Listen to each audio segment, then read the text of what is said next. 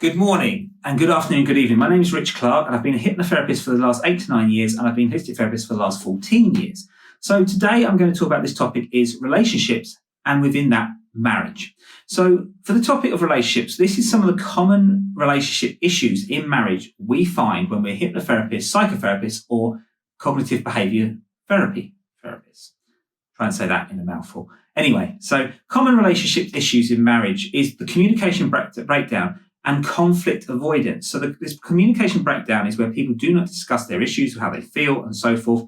And the conflict avoidance is people then don't say anything because they're worried of affecting or upsetting the other half. Infidelity and trust issues and trust violations is a real big concern in most marriages, especially when hypnotherapy, when you're working with them. People believe that people, because if they're working away or they're not being communicative or they're not explaining things, people think there's infidelity. That usually can consider that because some people have been in a marriage before of infidelity or they've been in relationships where they have had a problem with their partner being trusted. Financial disagreements, probably another one, probably second to infidelity, is financial issues, where the person is, where they should be, where you want them to be, where your expectations are, is usually a really big issue. It's also something what actually comes up is interesting is when you're working with as a hypnotherapist is who's paying for the sessions. And you get that a lot, which is usually if they want the marriage to work, then they both will agree to and so forth. But this happens quite a lot. The intimacy and sexual concerns, and this is where a lot of marriages we're seeing in the media at the moment is people are worried or they have had a relationship longer than 10 years and they're saying now the actual relationship is now that some people end up being more like brother or sister or siblings, not in a relationship. The sexual needs have gone in the relationship or they've not been adhered to. It's very common and it's actually something where that is working with people to do that. Because I've worked in couples therapy and done couples counselling and so forth. I've also put people to the right people to help with that outside of hypnotherapy.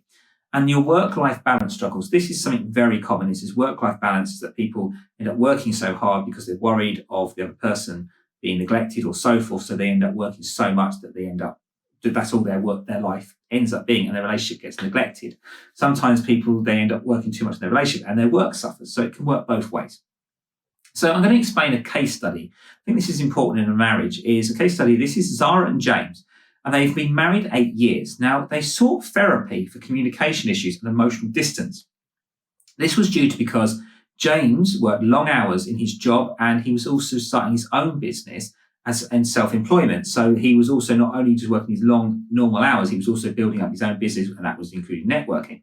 Now, Zara felt neglected and wanted this address. So because Zara felt neglected within this, she felt that her as a priority, she was actually not being adhered to and worked with. So this is where this conflict erupted and came from.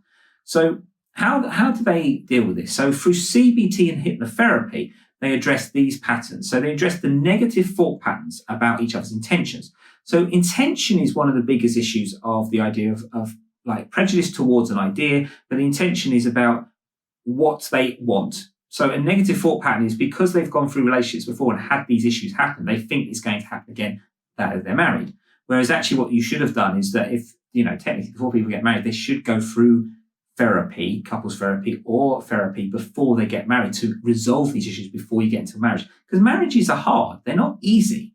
I think people seem to think that marriage is going to be this like button. You click a finger and everything's going to be wonderful and there's going to be rainbows and unicorns. It's not how it works. It's very hard. Think of the wedding vows people do, till death do us part, through sickness and health. These are all reasons they do it because it can be a difficult time to deal with things. So anyway, childhood attachment patterns affecting current behavior. So childhood attachment behavior can be previous because their children have been brought up in divorce or brought up in a very fractious marriage.